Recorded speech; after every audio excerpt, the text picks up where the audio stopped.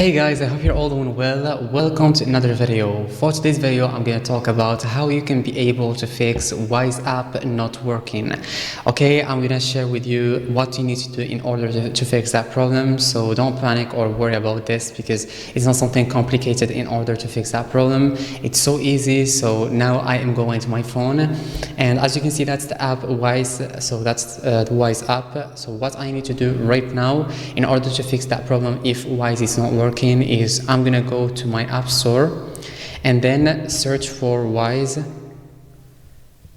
Okay, so here I have only open. Okay, so this means that my app is already updated, but for you you need to check if it's already updated or not. So if it's not, click on update and it's gonna start updating, and then go back and check if the problem is fixed.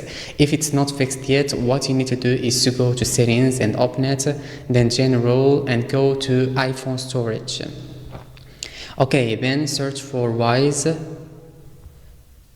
Okay, that's it, and click on offload app and offload app again, and after clicking on offload app again, this will clear all the cache on the app and you can start entering or opening Wise again, and this will help you to fix that problem. So that's it guys, that's all what you need to do in order to fix Wise app not working. I hope this was useful to you. If it was, don't forget to like, subscribe to the channel and turn on the notification bell so you don't miss any video I post in future, and see you in the next video. Thanks for watching.